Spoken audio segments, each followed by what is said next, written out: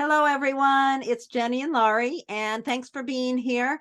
Before we move forward, please subscribe to our channel and like us and make comments and all of that. You can find Jennie at hiddenpathastrology.com. You can find me at astrolore.org. And together we are in the process of creating Astropath. And before I move on from this, I want to say that we have a Patreon group that you really might want to check out.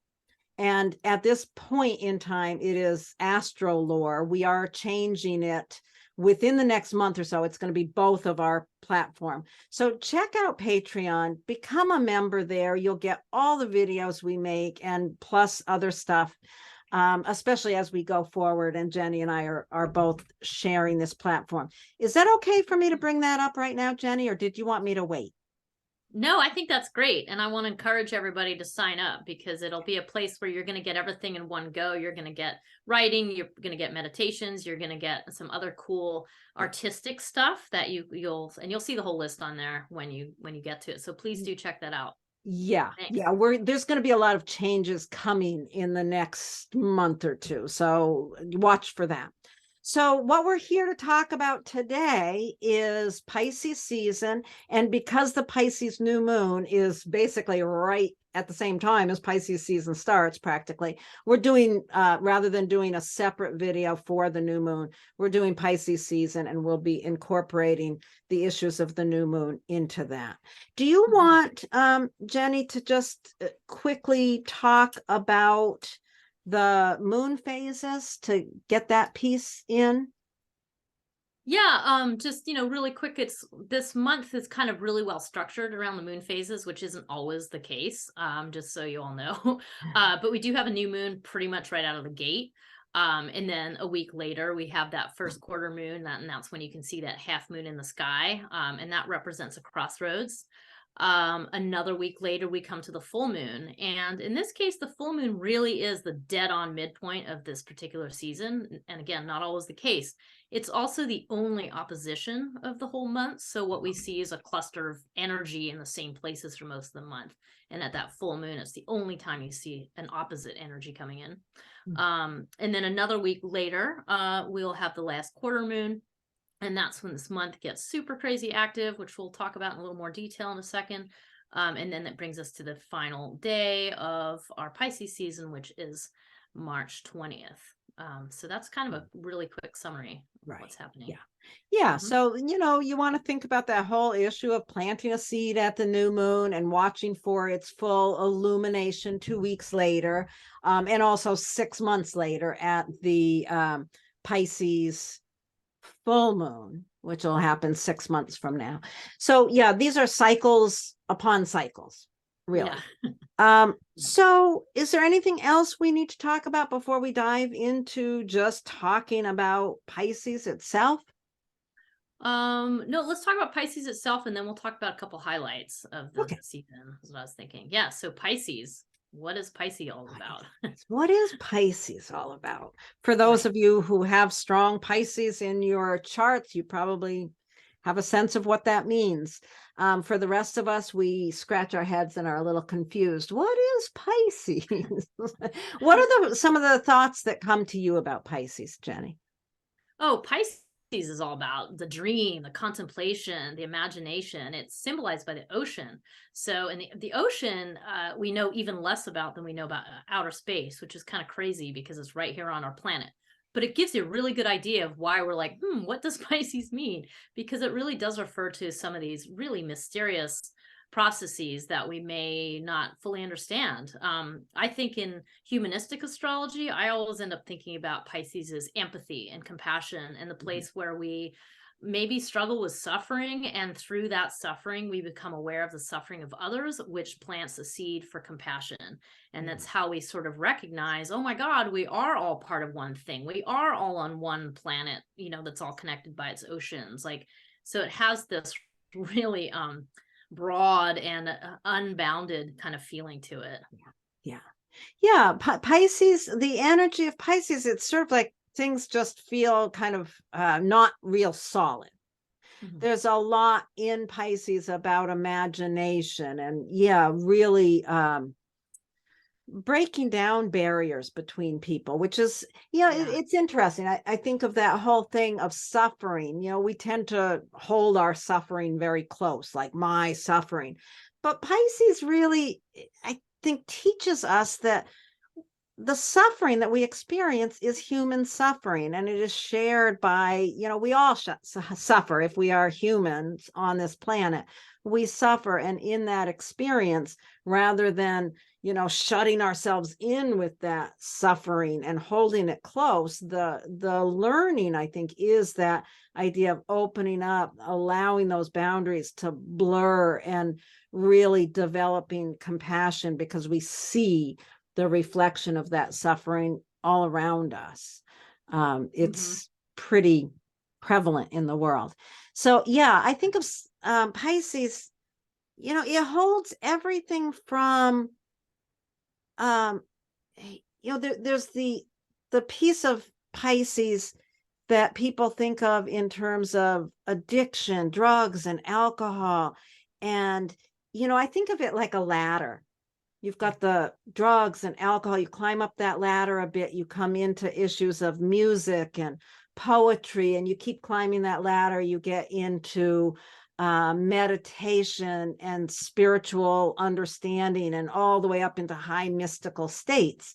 And it's really, you can see how those things are connected.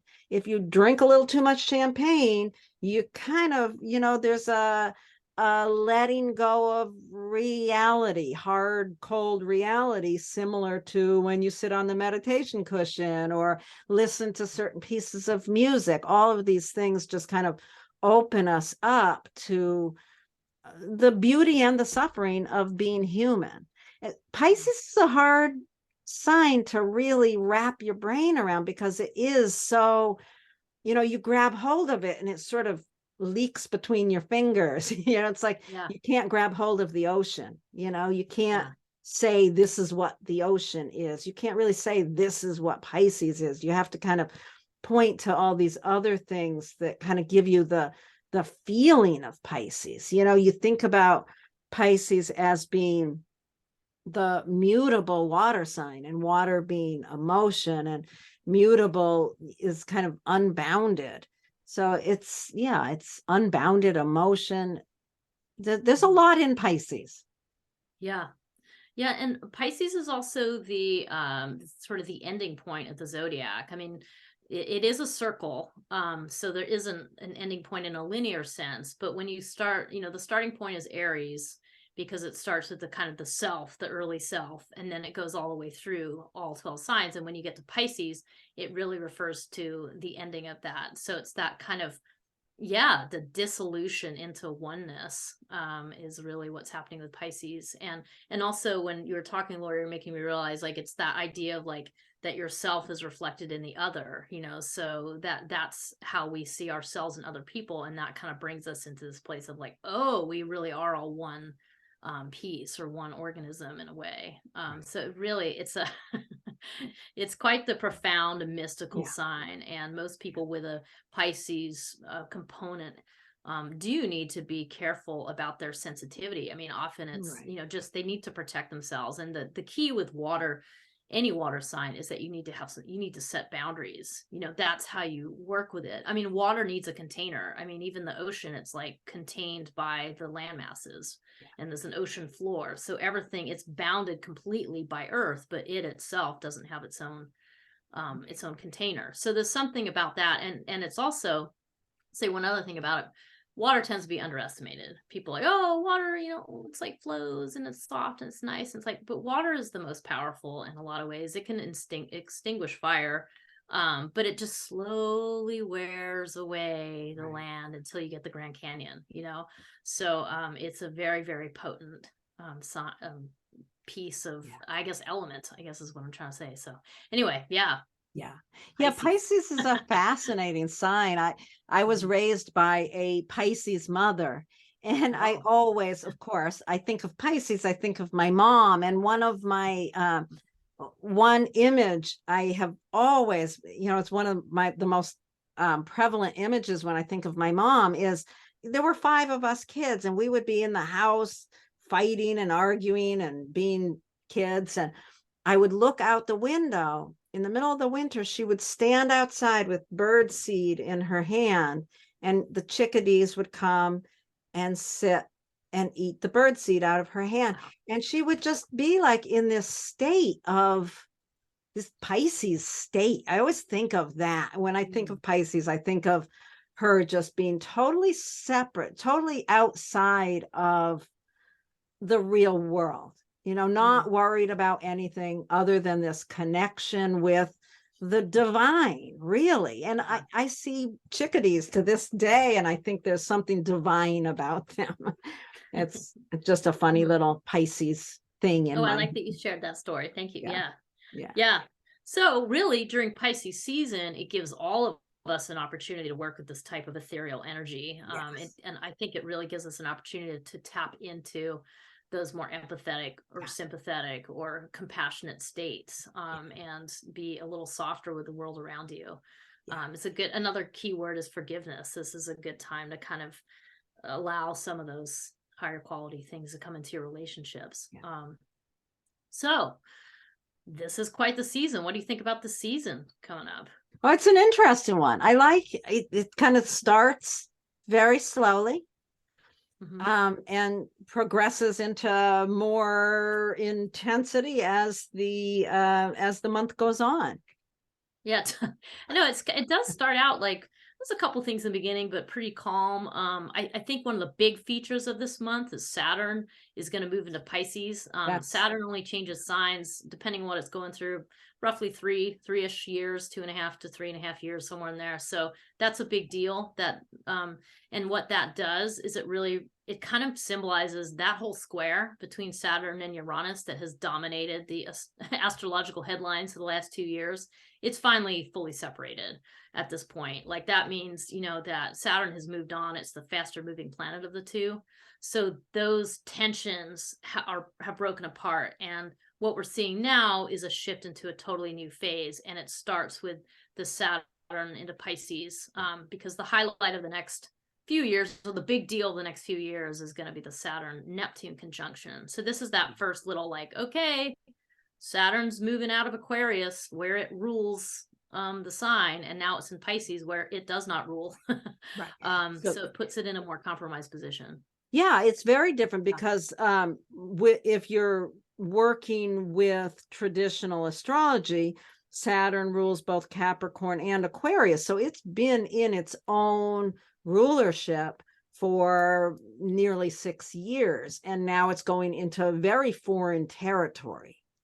That's going to be interesting. We'll talk about that with the individual impacts, but even on the broader scale, wherever Saturn moves, we have to really pay attention and learn about that area as individually and collectively. We have to really take responsibility for managing these more tender issues.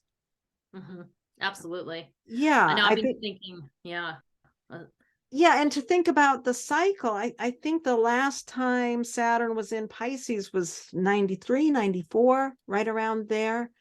Wow. So it's interesting for all of us to consider what was going on in our own lives and collectively in 1993, 94, 95, right in that time frame. It really changes the landscape a lot. And next Aries season will change the landscape even more. But this is a really big shift.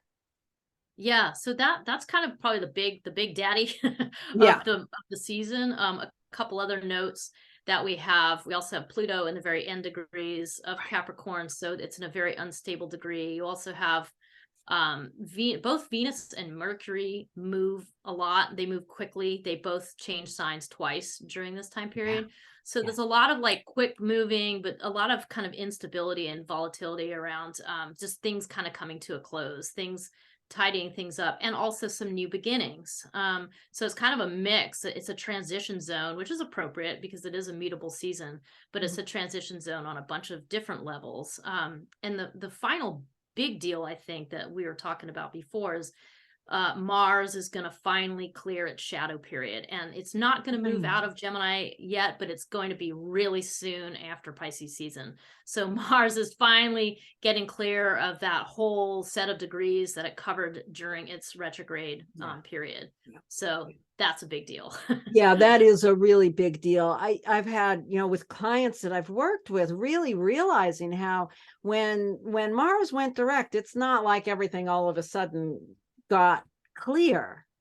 No. That story that you've been working on rewriting in whatever house Gemini's been in, it's still not clear, but it's starting to get clear, but it's still messing with people in a pretty big way from my experience. And it's on the 17th of March that it finally gets out of its shadow, out of that area. And then sometime later, I think the 23rd of March, once we're in Aries season, that it will finally get out of Gemini altogether, but it's still wrecking havoc there in Gemini.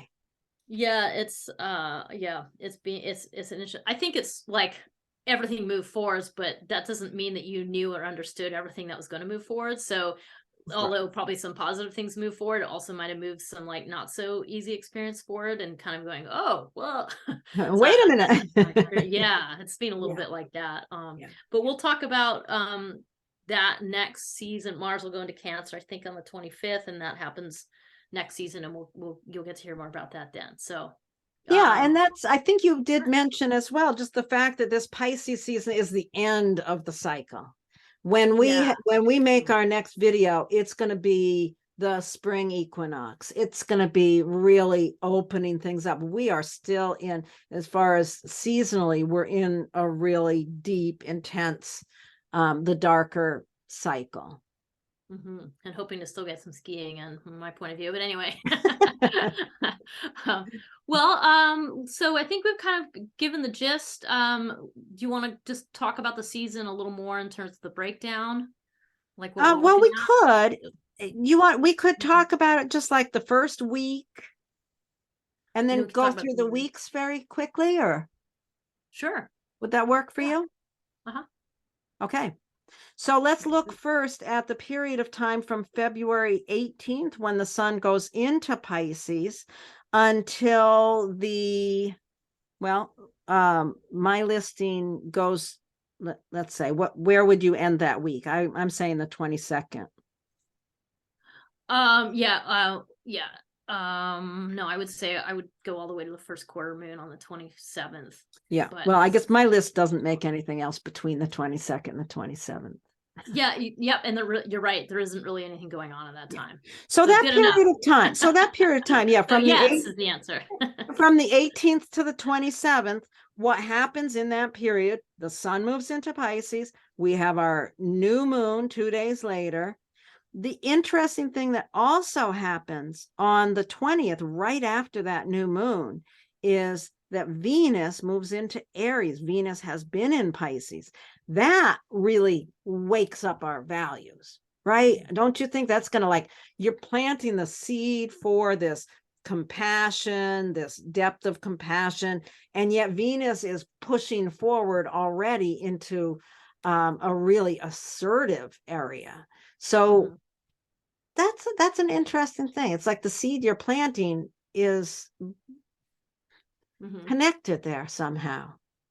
Yeah, I mean, to me, it speaks a little bit of a sub theme around just working with your own independence and autonomy, almost like a way of healing your relationships by making sure that you're doing the independent things that you need to do to bring more balance. So there's a sort of a sub theme. Again, stuck on my words here. A sub theme of that throughout the whole season that kicks it off with that Venus moving to Aries.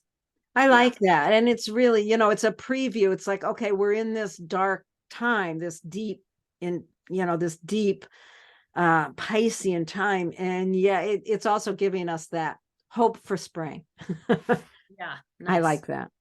Great. Anything else on that? There is a square on the 21st between Mercury and Uranus that can kick up some interesting conversations. Yeah. I think it just enhances the pattern you just said, just more movement. Yeah. Yeah. Great. Awesome. So then the second week, what do you want to say about that second week? We would start on the 27th of February going through. Yeah. And you just, like the 27th, you have, it's just the first quarter moon. Not a whole lot else to talk about there until you get to March 2nd. Right. Then the March 2nd, you have some new cycles beginning. Wow, a lot of stuff.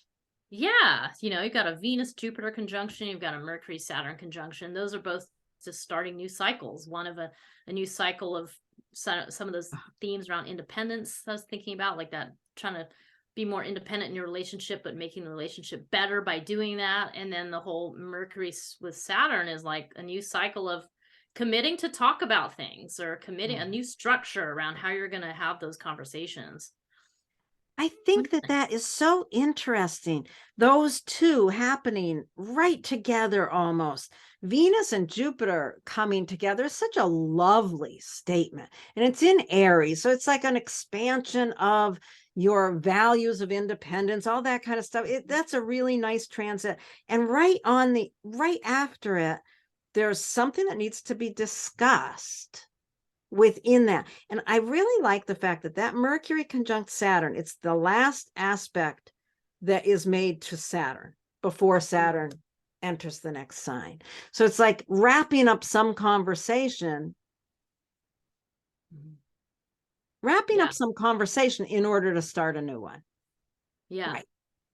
It's like the last dose of Aquarius, you know, like it's an Aquarian thing. So it's around these having the higher view, like being able to have a little bit of detachment from things and use your mind to create a little bit of space around things.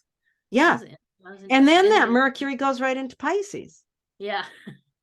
So it's leading the way for Saturn to go in. The sun has already gone in. So Pisces is getting packed in here. We're packing things up there. Yeah.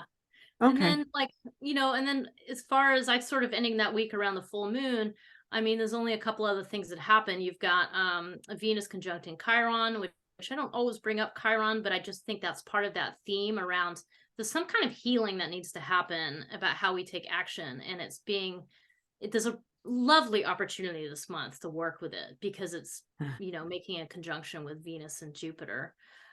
So there's that. And then Sun sextiles Uranus on the 6th. That's just a nice, I don't know, that's something about awaken to compassion, something like that. A little dose of excitement.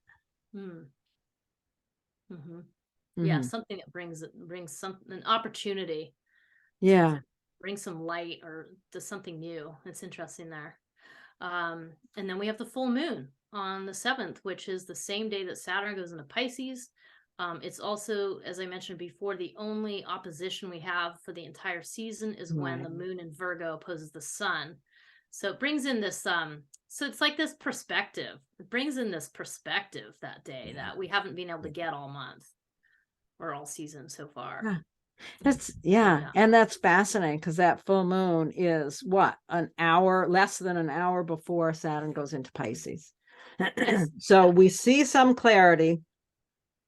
And then Saturn goes into that same sign that the sun is in and brings its, you know, the looking for, I always think wherever Saturn moves, it's like, you've got to get serious here. We've got to get serious about the issues of compassion and whatever has become clear at that full moon immediately goes into a very serious state. Yeah, because the other thing that I thought was interesting about the full moon, just quickly, is just that there's not a whole lot of Earth going on here. There isn't a lot in Earth signs. And the moon is in Virgo at this full moon. So you suddenly have this touchstone with reality, this touchstone with the concrete reality of Earth that I think might be really helpful because up until that time, it's all it's very Pisces or it's very Aries, you know, fire sign. And it's not a whole, and then there's a lot of conceptual realm, but there isn't a whole lot of concrete reality. So you get this brief, like,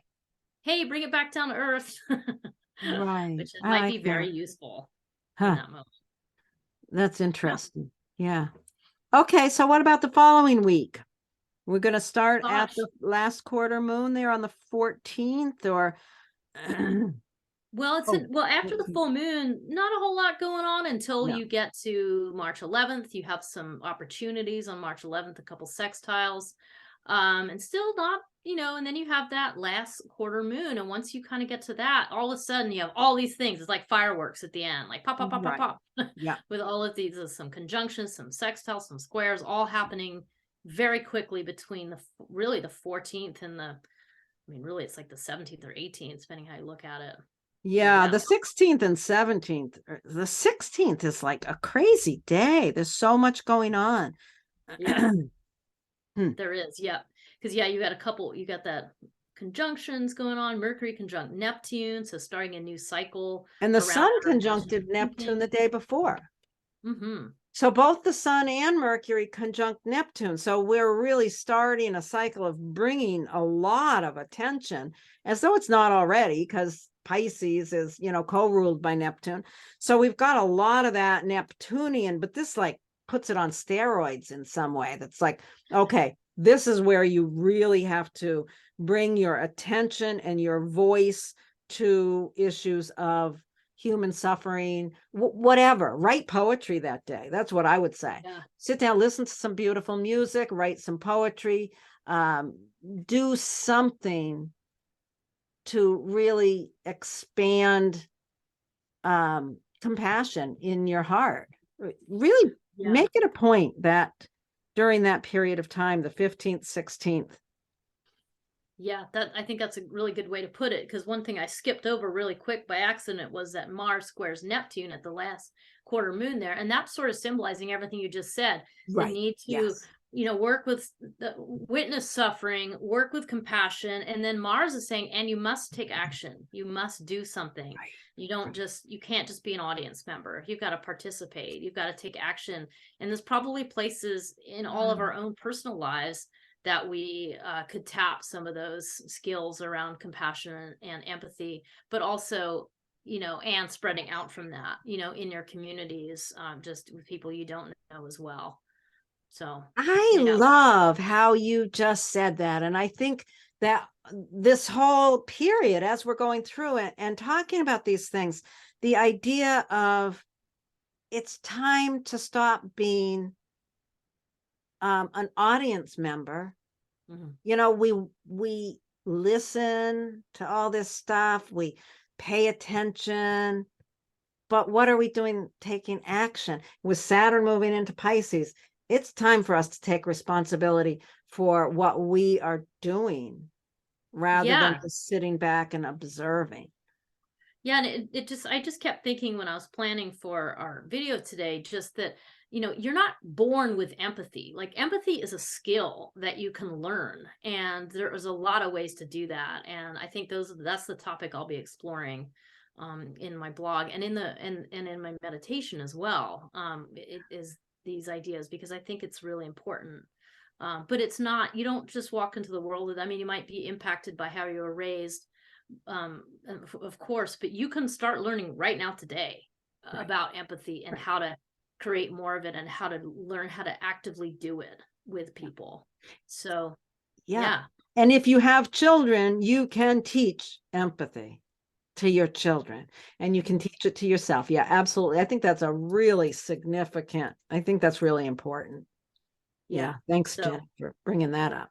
Yeah. Well, I think we've done a good treatment. What do you think? Are you ready to move on to personal impacts? Well, let's just mention real quickly that, you know, Venus moving into Taurus also on the 16th. I think that's really significant. Venus has been in Aries. You know, we've been kind of, you know, very kind of hot-headed with our values, and now they move into, with Venus moving into Taurus. Venus is so happy in Taurus. It just wants to create beauty and eat good food and all of that. You know, that's a really nice placement for Venus. Yeah, and find balance through stillness. That's what I always think about with Taurus. Say that again. Finding balance with stillness, Well, like that's being nice. still, and or I was thinking even about sailboats and how they need ballast so that they don't tip over. So I also think of Taurus as the ballast, and it's really, really, really important that you have ballast. So That's awesome. That's really awesome. And then I guess the other thing that I want to just mention as well is that on the 18th, right there toward the end of the season, Mercury goes into Aries. So that, you know, your voice wakes up. It's like, you know, that Mercury has been in that place of Pisces, and you've been in that dreamy space and learning compassion and all that. And now it's really time for you to take action with your voice and your words. Nice. Yeah. Yeah. And then on March 20th at 4:24 p.m., the sun will get out of that area of Pisces and move into Aries, and we'll have the spring equinox. That's right. And then we're going to have a shift in our whole pattern of where the new moons are happening right at the beginning of the season. It's going to be happening then, but we'll have a couple new moons in one season. So it's a blue new moon next time. Yeah. We'll and talk about that next season. Right. We'll talk about that next time. Yep. We will do that. Okay. So right. if we're ready, we can move on to the individual impact pieces. Here. So here we are going to begin with those of you with Aries rising. Let's take a look at this. What we've got here we've got Pisces is in your 12th house. So that's where the season's focus is. Wow. Those of you with Aries rising, you are going to be planting that seed for compassion. The whole focus on your inner life. How do you want to think about that, Jennie? Well, first of all, I mean, I think that this new moon, what it's doing is it's paving the way for this much longer, I don't know, 3-year lesson that's going to be happening that has to do with your development of compassion. And of course, I mean, so the first place I think of is you have to cultivate compassion for yourself, you know, and far from being selfish, it's just that it's a starting point, because it informs how you're doing that with other people. And the 12th house, I think in this case, yeah, it really does refer to those subconscious patterns that kind of are behind the scenes that are really hard to get at. And with having Pisces there, they're seriously hard to get at. You know, they're really hard to work with because it does sort of require this oceanic journey, you know, this willingness to dive into the deeps of the ocean and all that entails. You know, what are you going to use for scuba diving equipment? You know, like how are you going to breathe while you're down there? I mean, but it really does bring in like, you know, those are some of the things that you need to be thinking about as you work with this. Yeah, getting really clear, I think, especially as Saturn moves in there, because Saturn will be moving. It's right now, you've spent the past 3 years with Saturn moving through your 11th house, learning how to receive from others, from community. And now that Saturn moving into the 12th house, you got to get really clear about your own responsibility for how you manage your unconscious patterns. Right? Like you've got to get really clear of what the tools are. Yeah. For you to use on this journey. Saturn's going to be moving through there for 3 years approximately. You've got this opportunity right before Saturn moves in there to plant a seed. And that seed, you want to really think, what are your tools for learning to understand your own patterns of unconscious? Do you need to get a new therapist or start a meditation practice or, you know, a practice of somehow digging into your own unconscious? Yeah, making a commitment you know, going on a retreat, Right. to making sure that you take enough time alone to work with this material, because gone are the days of just being able to kind of go, oh, I don't really need to worry about my development of compassion. With Right. Saturn moving into this house, you are going to be getting serious lessons and a download about what you need to be Right. doing here. So, and if you have personal planets in Pisces and you have Aries rising, this will only make it more profound and more direct and more Right. clear about what exactly the impact is going to be of these lessons. So the Yeah. best thing to do is to turn, is, as you're saying, you know, you turn to face it and use the opportunity of this new moon to plant a seed that is further reaching than your normal, just, Yeah. you know, 1 month or even 1 year time period. This is going to extend Right. longer into Yeah, your life. a lot longer. When I work with clients, whenever I see Saturn moving into someone's 12th house, I always ask them, you know, do you have a therapist? And Mm. not like, oh, you're so messed up, you need a therapist, but this is a really powerful time to do Mhm. that inner work. You Mhm. will learn to understand how those patterns work and how they, you know, how they came about, and really learn to manage your own compassion to yourself and Mhm. extending that out. I think Saturn going through the 12th house is a wonderful, wonderful time.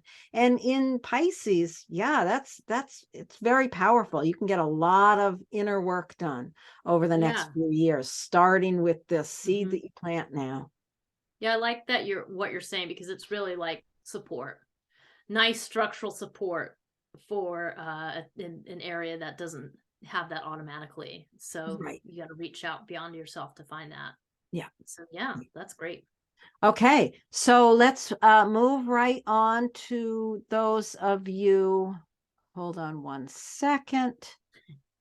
I'll get this. Moving on to those of you with Taurus rising. The Yes. Pisces season is in your 11th house. Hmm. Um, what? Okay. 11th house, community, where Yes. you receive support from others. Hmm. That's where a lot of the focus is, and that's where you learn compassion. Hmm. Yeah. This is, I mean, in the simplest way, I sometimes just think about the 11th house as just groups. Yeah. So it might be a group that you have at work. It might be a group of friends. It might be a group because you go down and, you know, maybe have a knitting circle, or maybe you go and show up at your community center, to see what your local counselors are doing. So it's all of those types of experiences. And with Pisces here, yeah, absolutely. All of that is about how do you develop compassion? Like, that is the purpose. How do you accept the love and support of that community? And then how do you sort of return that? How do you stand in that compassionate space as you witness the people around you that you're standing shoulder to shoulder with? Right. Um, So at the new moon, you're planting a seed of maybe developing a compassionate community, or bringing more compassion to a community that you're involved in. Something along those lines would be the seed you'd be planting. And then with Saturn just about to move in to that area, you want to think about, you know, for the last 2.5, 3 years, you've been learning a lot about your career, your outward expression in terms of vocation, career, reputation. And that is really going to shift. And your attention is coming into the development of serious responsibility around the development of compassion for community. yeah, and I mean, this is interesting to think about. Yeah, what have you been doing in your workspace that you've been learning about these last couple years? Because now what's going to happen is you're going to be moving that work out of just your professional life Right. and into the community at large. So this Right. might be a time when you're needing to take more responsibility for, let's say, a business that you've been running, and now it's going to be presented, you know, in a larger way, globally, or to the community at large. So to the degree at which you've met that challenge and worked, in this, whatever it is that you're doing with your workplace, it's, you're going to sort of, you're moving into a new phase. You're going to see the fruits of your labors, in that regard. Like, how is that going to show up now in this new place? Right. So yeah, so you got to Yeah. think And your about, job is to take on that as a responsibility. yeah, It's and to your understand. responsibility to bring what you've learned into the community with compassion. Mhm. Huh, Nice. that's awesome. Yeah. Okay. Anything else before we move on? No, I think that covers that. Okay. So now we're going to go to those of you with Gemini rising. And this puts the Pisces season right here in your 10th house. Hmm. You want to Yeah. plant a seed around your Yeah. career. Yes, this is a preparatory period for Gemini rising, like as you sort of embrace this new moon and focus in on your career and how you want to bring more compassion and some of this, we'll say, softer skills, so to speak, to your workplace. As you do that, you're kind of paving the way for Saturn to shift into that space. So what you do to set the tone now in your career is going to last for the next 3 or so years. Yeah. Once Saturn moves into that area of life, and you're just really going to be in a place of stepping up to a lot more responsibility and discipline in your workplace. Yeah. Mm-hmm. Yeah. Yeah. It's important as Saturn moves in there to really look at what is your career? What is your reputation in the outer world? How do you, thinking about facing reality, what it is and what you want it to be, and taking the responsibility to get it there. And obviously, if you've got Gemini rising, compassion and some of those softer skills are really crucial in the development of your career and the implementation of your career. Yeah, yeah, and it's interesting too because it's sort of like maybe because you have Pisces in that 10th house that you're have not been seen as a person who takes responsibility and is disciplined in this area. That might be true because you show up as this more softer entity in that place. But with Saturn moving in, that's just going to bring a new level of discipline and authority into that area, and that could be very helpful. I mean, whatever you're working on. Yeah. So, and especially with Gemini rising, it's very likely that your path has to do with communicating a lot. Networking, teaching, those kinds of professions are likely with like it's some way that communication must play a role.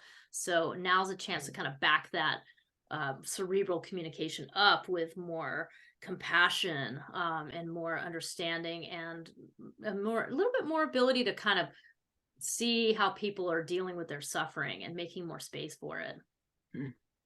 Another thing that I was thinking about is a lot of my clients, I don't know about you, but a lot of my clients have their Saturn in Pisces and are just coming up on their second Saturn return.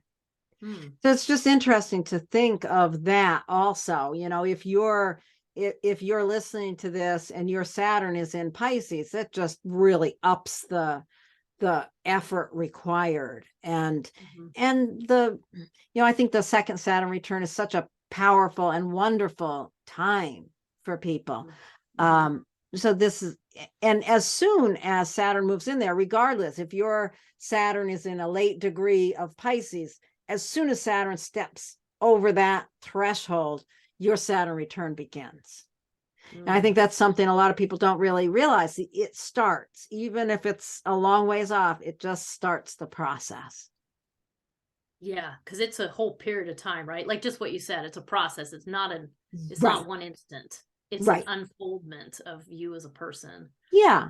Yeah. People think of that. They think, Saturn return. Oh, well, if I only get one pass, it's just going to be simple and quick. No, it's that entire time that Saturn is moving through that sign that you are really developing this level of maturity in that area of the chart. But yeah, I guess I was thinking of a few specific people when I brought that up, but I think it's, a lot of you listening to this probably have Saturn in Pisces. Anyway, I think we're ready to move on to those of you with Cancer rising. What do you see here, Jennie? Oh goodness. Oh, goodness. Well, Pisces season here, this is a wonderful opportunity to learn about compassion as a source of wisdom. I mean, this really is the Beautiful. wisdom of empathy and compassion. And why does it matter? Why is it something that you should be incorporating into your worldview? And like with Cancer rising, this is a primo opportunity to bring those watery, deeply empathetic skills into a place where you can extend it out to other people around you through your worldview. And also that works in reverse, where you're going to allow wisdom to come in from sources from, you know, developing compassion with other people. So it's a two-way street. You expanding your mind, things coming into your mind so that you can do that. With Saturn I love about to move that. in, well, thank you. Well, I With love thinking about a few people that I happen to know who have Cancer rising. Just thinking about planting a seed of that. Yeah, the world. Something you said, and it slipped me now, but just that planting the seed for a compassionate worldview. Mhm. Yeah, I mean, this is an important time because I also just think in terms of Saturn having been moving in your eighth house, this you've Yeah. had to learn a lot about boundaries and a lot about seeing other people's intensity and figuring out how to work with it in a way that is healthy for you, but also doesn't sort of cut other people off. And so now that you've kind of completed that, you know, 3-ish year period of really learning about boundaries, now you get to kind of unleash that learning into this much more broad space, you know, and trust that you're going to be able to set those boundaries because you've done that work. And so now you can just apply it to your wisdom and take responsibility for learning more. Yeah. You know, I just think that this is a profound time for learning for anybody with Cancer rising. Yeah, absolutely. So plant that seed for a mystical experience that will grow your compassion out into the world, with your worldview and your wisdom. That's beautiful. I love that. Yeah, will do. Okay. Anything else? No, that was pretty good. I think we're All right. So we're carrying gonna. on. Oh, did I miss one? Leo. Yeah. Okay. So if you've got Leo rising, this new moon and Pisces season is occurring in your eighth house. Eighth house with Pisces there, it's a very deep, deep area. And an area where, yeah, the whole issue of boundaries and understanding how to navigate other people's issues and beliefs is a very important place. So this is where you're planting your seed here this month to develop compassion in your process of navigating other people's boundaries. That makes Yeah. sense the way I said that, or did that come out all twisted? No, that was great. No, I was just thinking as you're talking to you, always get me like thinking of certain directions. Like it's funny because I think the eighth house in a lot of ways is kind of like the underworld. It's where you do need to go kind of down deeper into things, and you know, you're not just being surface level with that eighth house. And then with Pisces there, like, wow, that is really deep, and there's a whole world through that portal for anyone with Leo rising. And I just think that this is a time, I don't know, there's just like a great well here, a resource for you to learn from with Pisces in your eighth house. There's something in here. You have a profound ability to have compassion for people Oh, with yeah. their difficult stuff. At the same time, it's probably not the easiest to access. So And with Saturn, you know, right? I mean, I think I think of it as being hard, like there being this is where you just dig into your rituals, right? Like where you join rituals, or you perhaps think about some sort of I don't know, maybe some drumming to accompany this idea of taking an underworld journey for the purposes of getting more deeply in touch with your compassion. Because Leo rising is a very outward placement, you know, so there's a real requirement to kind of go into those more challenging places to go down. Yeah. So, and then Saturn, right? I mean, what does Saturn tell us? Saturn, yeah, for the past almost 3 years, you've been really facing reality and developing responsibility around your relationship. You've been really learning a great deal about what's important to you in partnerships, and taking responsibility for that learning. And now all that you've learned in relationship over the last few years is going a lot deeper, and you're really having to go much deeper into those same relationships that you've been learning about. Now you've got to really navigate the deeper levels of those relationships. Yeah. I was kind of thinking, you make me think that like with Saturn in your 7th house, it's possible that you went through a breakup or some sort of set or something where something had to be changed because you really got to the structure of things. And if that's true, it might be that Saturn moving to your 8th house. It's this whole other layer of relationship. And if you have been through a breakup, it's possible that you may find yourself in contact with people that take you into these deeper places. I mean, that doesn't necessarily mean you broke up with one partner and now you're going to have another partner. In fact, that might be what the rebound is, right? Like when you have a rebound situation, it's often because you're have this vulnerability represented by the 8th house, and that you can bond deeply with somebody quickly. So with Saturn going into that place, it's kind of interesting because it should be a lesson around boundaries. It's interesting because I often think, as Saturn moves through that 7th house, a lot of breakups do happen during that period of time. A lot of people also get married during that period of time and start really serious. It's because, while Saturn's moving through that 7th house, we are learning about relationship, and we are getting very serious about it. If we're in a relationship that's wrong, we're going to get out. If we're in a relationship or start a relationship that's really solid and good, we're going to make a commitment to it.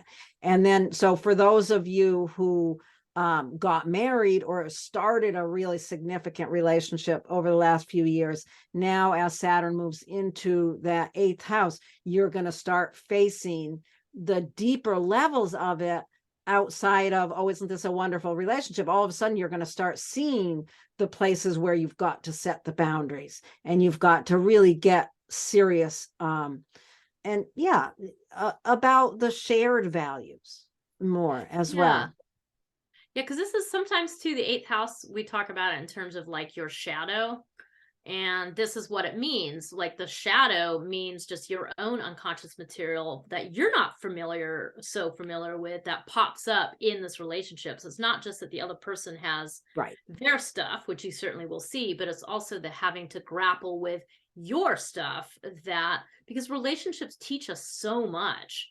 And so it's really that illumination of like, oh, like these are my things, and then you learn how your things interact with the other person's things, and it becomes this hence the complexity and the depth that is associated with the 8th house, because those are deep topics. So that navigation between self and others that really goes into those really deep places, that's where you're planting your seed. That's where a lot of learning is coming in. And that's where, you've got a lot to learn about compassion in that area. Yeah. Okay. Really I think that's good enough for Leo rising. Now let's move on to Virgo rising. What do you think of this one, Jennie? Well, I think this is a great time for anyone with Virgo rising to plant a new seed regarding their relationships. This is a time to let those softer skills, this compassion, this empathy, the imaginative skills, like I don't know, I just think of the rosy colors of Pisces here, and letting those qualities infuse your relationship, and just let those come in. I also think a lot about forgiveness with Pisces, and forgiveness is not about letting people off the hook. It's about being willing to set down the baggage you carry about somebody else, and so that you can allow new spaces to come in. You can allow new life to be breathed into your relationship. So this is a really nice time to plant a seed for that and see what you'd like to, I don't know, how you just like to bring that into your relationship space more, like those kinder, gentler skills. Yeah, planting a seed for compassion in partnership. Really, it can be as simple as that. One of the challenges with having Pisces on that seventh house, in that seventh house, is the tendency to have rose-colored glasses, so to speak. The tendency to put a partner up on a pedestal, and you know what happens with that. But the thing is that with this new moon happening there, I feel like plant a seed. Plant a seed for more of that. Don't worry about it. If you've got rose-colored glasses on, put them on for this moment. Put them on, because right on the heels of it, Saturn's going to move in there, and that seed is going to really help, because Saturn is like, okay, Saturn moves in there, and it's going to, you've got to really face the reality of what your partnerships are. And if you've just planted a good, healthy seed of something beautiful, then that can be part of that reality, right? Does that make Yeah. sense?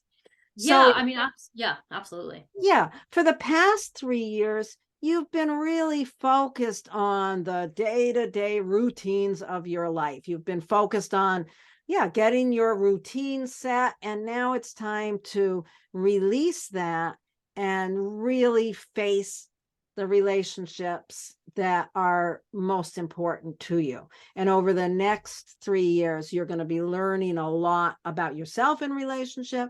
You're going to be learning a lot about the strength of any relationships you're in, and Yeah. really taking responsibility for how they develop over the next 3 years.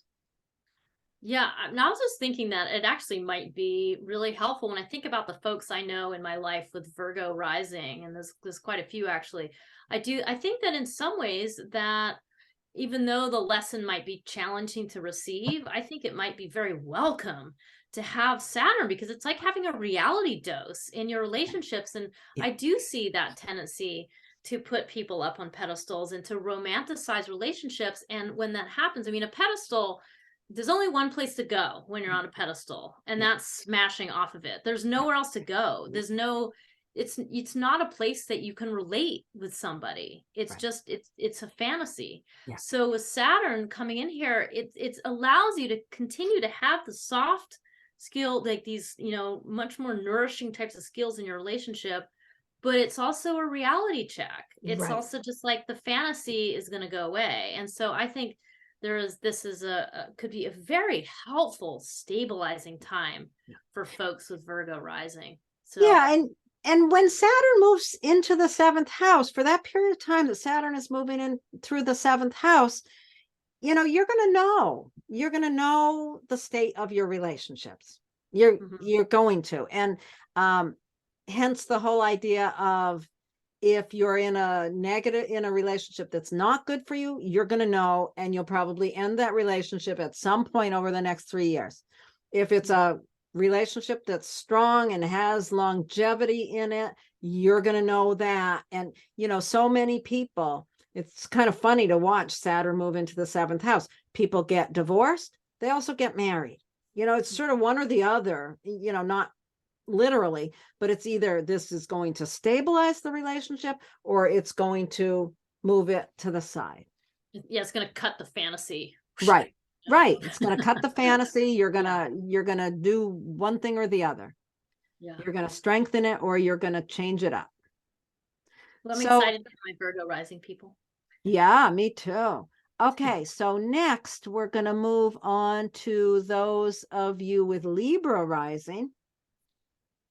Where's our story coming out here, Jennie? Wow. Well, now we have that new moon in Pisces happening in your sixth house. The sixth house refers to routines.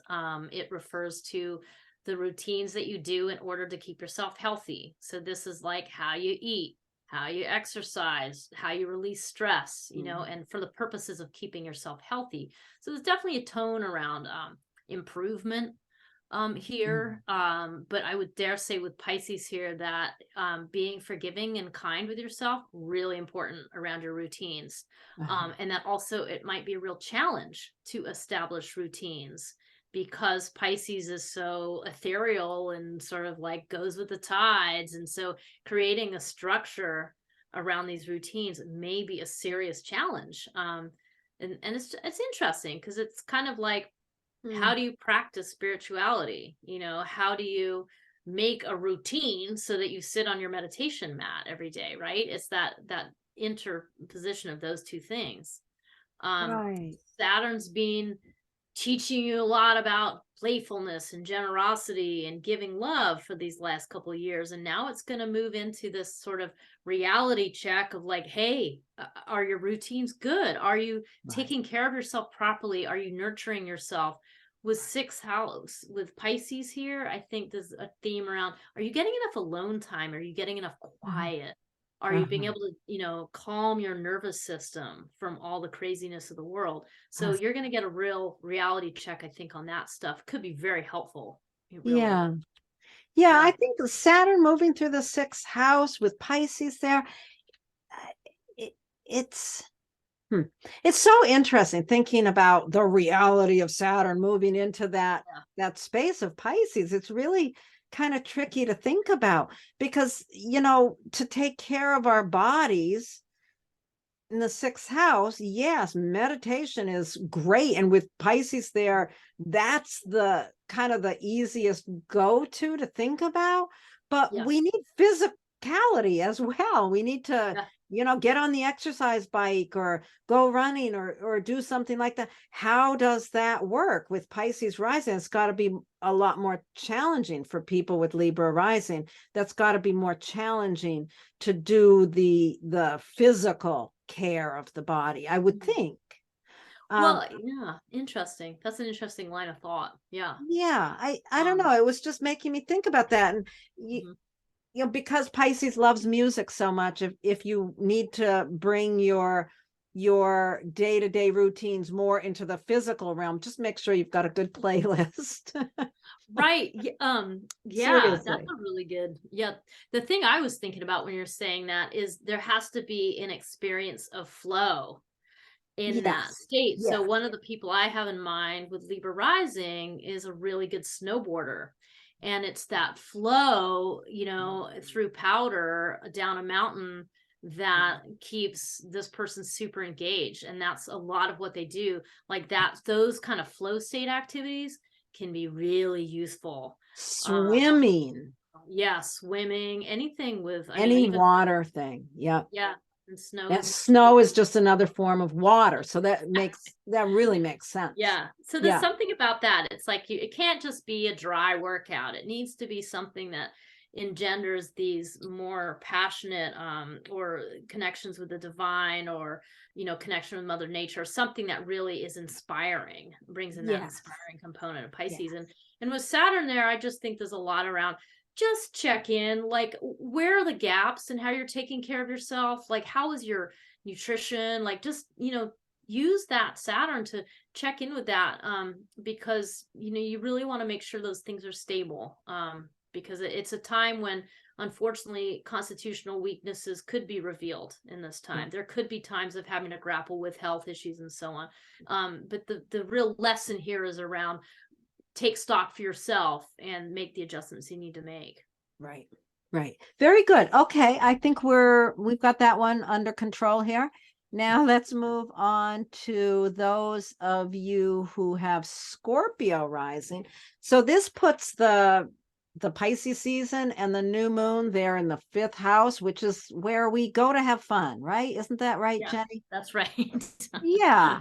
So the fifth house is about how we give of ourselves. It's our creativity. It can bring in our children, love affairs, you know, where we just give of ourselves kind of unconditionally. So that's where you want to plant a seed of developing compassion, kind of going into a flow state with your creativity. Nice. Yeah, it's interesting with Pisces there. It is like, it's fun with somebody Scorpio rising. It brings a lot of joy to give of yourself. Like it really puts you almost in this this mystical state, bliss state. Yeah. Yeah, like there's something about that, like where the act of giving for you is just a really profoundly Huh. important and wonderful thing for you. So I really like that. And if Saturn comes in to this fifth house, I mean, on one hand, you could say, oh, geez, Saturn's so serious and it's coming into the house of play. But at the same time, it's taking, I just love how it kind of brings in this other layer of, I don't know, like responsibility or structure around you give of yourself, like Right. how you give of yourself Right. in this Piscean way. I really like that. I mean, I think it actually might give some a little more stability or structure to it in a way that could be really helpful. But You have to be responsible for pleasure, for yeah, for giving of yourself. It can be a time, I think of Saturn moving into the fifth house. It, it's a time where we get really serious about our creativity. It's a time yeah, when people who want children, when Saturn moves into that fifth house, that's often when children come along. It's like yeah. time to be serious and procreate. I was Or like, it's also a time when on the other end of that spectrum, all the kids might move out and you all of a sudden have to grapple with looking for a new place to give of yourself, if that's been a big area of your giving over the years. It also can be a time when your creative endeavors become your business, because you yeah. get really more serious and take responsibility for what you're doing creatively. Yeah, I like that. And I was thinking, I was like, oh, this is a good time to buy sex toys. Yeah, absolutely. To do something Yeah. structured. Like so I was like, hmm. Being Um responsible for your pleasure. yeah. Absolutely. I mean it is. And the other piece that sometimes I really like to talk about with the fifth house too is there's a risk-taking element that goes along with the fifth house. This is where, like in that business you're talking about, you take that risk to put the thing that you love into a more serious form.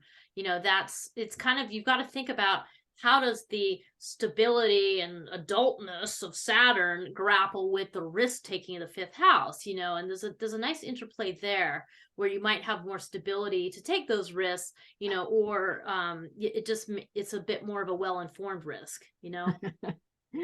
I'm So sorry, the sex toy thing just, it's like taking a risk to, yeah. bring sex toys home to your partner and you're not quite Perfect. sure how they're going to respond. Whatever.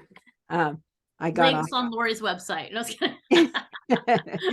Okay. Anything else about that? No, I think we covered it. Plant a seed for pleasure. Plant a seed for pleasure, and then be prepared to take responsibility for creating that over the next few years. So there you have it. Okay, so now we are going to move on to those of you with Sagittarius rising. Oh, look at that. Where are we going to plant our new moon seed? Oh, this is very much happening in your home, family life, your physical house, anything that you consider to be your roots is where you're planting a seed. With Pisces here, that is an interesting placement because it really lends this, it brings it all those qualities of Pisces as like compassion and forgiveness and the rosy colored glasses, all those things that come into your home life, which isn't necessarily what you might think of when you think of your home life. So, I mean, I think that's actually really nice to think about planting a seed for more compassion and empathy and imaginative play in your home life. I mean, Yeah. really is some of the things you can think about. Um, Yeah. I think, with Saturn's being in your third house. So there's been a lot of lessons about how you communicate, how you talk about the things around you, how you interact with your neighbors and your siblings. There's been a lot of kind of lessons around that and probably some shifts. And now it's moving into that fourth house of family. So there's an element of an authority that's happening in your home life a bit more of Saturn moving in there. Yeah, I Saturn moving into the fourth house is so interesting because it really does speak to the necessity of being responsible for your home and the state of your family. Yeah. Saturn going into that house often will relate to times when people move. When Saturn moves in there, it's like, look around. what's working, what's not working. And it's time over the next 3 years to really stabilize and be responsible for making your home and your relationships with family members, that whole deep area of really making that solid and workable. Yeah. Yeah, I You guess a might good you might need phrase. to, yeah, sell your house, move. You might need to do some repairs on your house or on your relationships with the people in it. Yeah, I was just thinking a good key phrase for all of that is just simply like stabilize your roots. Yes. And then what are the actions that mean that, but it allows you to be more anchored. I mean, it could even be like, connecting if you have children, like your who you have with the ancestors of Yeah. telling your children about the lineage that they come from. I mean, even could be those kinds of things. And with Pisces there, it does speak to a more mystical connection to the family line. So that is something to think about too. That was, I mean, maybe with Saturn there, you're actually able to get the information and really find out more about your family tree. And that might be part of the process here. I mean, there's a lot of different things. So yeah, that's great. Okay, so plant your seed there, folks. And now we're going to move on to those of you with Capricorn rising. And this puts that new moon, the Pisces season, in your 3rd house. So you're planting a seed for compassionate communication, compassionate connection with siblings, neighbors, those day-to-day relationships, and basically communication.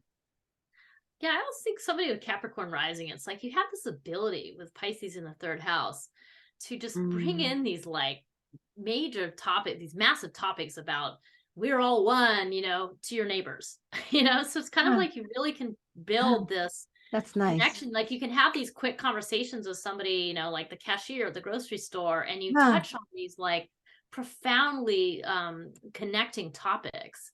And I just think there's something really magical about that with Capricorn rising, it is part of the magic of Capricorn, because coming in with that rising sign of like, oh, we're going to get stuff done, we're going to build things. But part of it is because they know how to talk to people on this level that shows how we're all connected. So there's something cool about that. So this is an opportunity to plant a seed to continue to work with that energy. I love that, Jenny. I love how you said that. I never really thought of it quite that way. That's really awesome. Okay, so then with Saturn moving through there, you've spent the past 2.5, 3 years really developing a strong sense of your own values, your own self-worth, and now you're bringing that to bear on these mystical conversations. So now that you have a more solid self-worth profile, you can trust yourself to really have some of these conversations. I think of Saturn moving through the 3rd house is such a powerful time to learn to use your voice. It's a time I've seen a lot of people as Saturn moves through the 3rd house is a really powerful time to dig into long-term writing projects. Those kind of things I think are really important there. Yeah.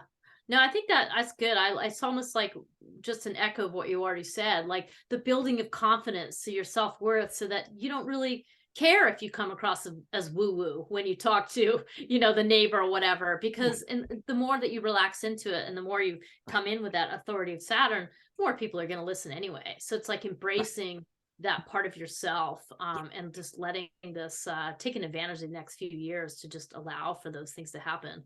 I really, that's pretty cool. Absolutely. And with Capricorn rising, that Saturn rules your chart. That Saturn is really important. This is a really significant, when Saturn moves from one sign to the next, if you've got Capricorn rising, it's very evident if you're paying attention, that shift.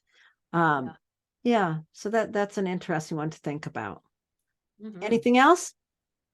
No, I think that's good. Yeah. Okay. So we're going to move on now to those of you with Aquarius rising. Oh, okay. going to let you take it from here. Well, with Aquarius rising, we're looking at your second house. The second house is the house of self-worth. It's the house of your values. It's your personal resource. It also ties in with your finances and money. And those are all, to me, those are all just different layers of the same thing, you know? So this is a great opportunity to really profoundly bring in self-compassion. I mean, this is a wonderful opportunity to work with that, to plant a seed for that. Self-compassion is one of the hardest things. It's one of the hardest spiritual paths in any spiritual tradition. And it's not an easy thing. And I think there's a confusion about the idea that that might be somehow selfish. But nothing could be further from the truth, because as you plant a seed for more compassion for yourself, it just absolutely transforms how you interact with everybody around you. And you show up in this more kind of whole relationship with yourself. And with anyone with Aquarius rising, like this is a profound place for you. This is a profound work to accomplish in your lifetime. So it's just very important. With Saturn in your first house, as it has been these past few years, there's been a big lesson about the self, how you show up in the world, like your appearance, your life direction as an Aquarian, you know, those kinds of topics came up. And so now you're getting this opportunity to really stabilize your self-worth. So this is the next level of your relationship to yourself. And so this is a very personal and important time for Aquarius rising, I think. Yeah. Yeah. The only thing I want to add is that on a much more a more mundane level, you know, you could be planting a seed of making, you know, some change in your financial state with that second house, you know, possibly bringing some understanding of the spiritual meaning of money could also be a seed that you could be planting, really developing an understanding of money on a much deeper level, if that makes sense. But yeah, I think that's really interesting with Saturn moving into that second house. You're going to be really facing the reality of what your self-worth is and how you're being paid for it. And I'm being attacked by an animal. Go on it's there, like the lion. It's a lion. This is a great placement too for philanthropy. You know, I mean, if you happen to be a person where you do have some wealth, it's a great placement for that, because it is the spiritual connection of money. And it's also the vision of Aquarius. With Aquarius rising, you have that vision to kind of get that. I always think of it as like the hawk's view and see what is needed. So you put those two things together, and that is a potent opportunity, you know, for those who and if it's not money, it might be something else that you have to share. It might be you know, whatever, it could be something you do through your work or something else, but it's certainly that idea of the giveaway, resources. Yeah. Great. And understanding something about understanding the mystical meaning of our resources. You know, people are, I don't know, people get so connected to things sometimes. And that's interesting. Anyway, my mind is going off in some direction, probably because the lion is attacking me. But I mean, I think you're, you know, just to finish that thought, there's a point about resources, and there's a lot of themes around resources in these astrology charts, you know, and in this one here, it does refer to ownership and possessions and so on and so forth. And so it is worth contemplating those pieces. Okay. So there we have it. Now we're going to move on to those of you with Pisces rising. And boy, is this personal for these folks, huh, Jenny? Yep. This is where you get to plant that new seed for yourself in your first house. So this is a seed about how you show up in the world as a compassionate and empathetic person. So the questions to ask yourself are, you know, how is that relationship? Do I feel like I share empathy with other people? Do I feel like I need more empathy for myself? Do I need more empathy for others? This is a really important time to kind of check in about that, because it's kind of a part of your identity. Yeah. It's really planting a seed to show, you know, it's funny with people with Pisces rising, sometimes it's hard to grasp that personality, you know, Yep. because it is kind of diffuse in a way. And I feel like the planting the seed for, you know, developing more compassion for yourself and showing it through your personality. But also as Saturn moves in there, it really brings more clarity. Yeah. You know, that personality that might seem a little, you know, it sounds very negative, and I don't immediately, I'm not immediately coming up with a term, but I'm thinking, you know, the whole idea of being a little wishy-washy, there's got to be a more positive way to say that. Yeah, well, I mean, I think in the negative, certainly Pisces can be talked about as sort of fickle and, you know, flighty and that kind of thing. And it's sort of Right. more rather than being super negative, it's just like how can you be, Saturn might give you an opportunity to be more grounded, which Right, is exactly. helpful, you know, Yeah, just very I think helpful. Saturn moving in there is going to really teach you how to show up with compassion, but some clarity in it. Some, you know, kind of a more of a backbone to it, because that's one of the problems that Pisces can have is it just it doesn't have anything to hang on to. It doesn't have the structure, or it can Yeah. be more difficult to show up with the structure of the personality. It's more of Yeah. a mirroring. So Saturn kind Yeah. of clarifies it and Yeah. I like makes that. it really is. I think Saturn moving into that first house, first of all, you think about Saturn has been moving through the 12th house for almost 3 years. So you've learned a lot over the last few years about the patterns of your unconscious mind. And now you can use what you have learned to solidify your personality over the next few years. Yeah. Yeah, I think you're right, Lord. Like, I feel like this is going to, if you wield this well, it's going to allow you to impart a lot more authority through how Yes. you show up in the world. And as a Pisces rising person, you're probably kind of used to like having to fight a little bit to be taken seriously, Right. or kind of not to be seen as sort of woo woo or whatever. And now Right. with Saturn moving there Yeah. and knowing that, it gives you, it's the gift of structure, it's the gift of Yes. authority that Yes. you can wield. And what is that authority saying? Hey, folks, we need to get serious about how we treat each other. We need to get serious about being empathetic to each other, you know, Right. and being more compassionate. You know, and so it's a really wonderful thing Yeah. for Pisces rising, you know, that this could be a very, very helpful Yeah. time Yeah. period used well. So plant that seed to cultivate the compassion. Gives you a couple of weeks to work with that until Saturn moves into Pisces, and then you're really going to be running with it for the next few years. Yeah. So I love that. I think that yeah, Saturn moving over into that first house, it really does. It allows you to, and the difficulty of Pisces rising of being seen, really. mhm, Um, and yeah, excuse me, I'm dealing with this creature. But yeah, I think Saturn moving through that house is going to really solidify your understanding of your own personality. And obviously, depending on your age, as you're listening to this, you might want to reflect back on the time. What did I say? 94, I think 93, yeah, 94 was the last time Saturn was in Pisces. Think about how you structured and developed your personality over those years, and how yeah, it is reflecting in this period of time. yeah. Hmm. Nice. Awesome. Okay, so enjoy that. And I think we are at the end. All right.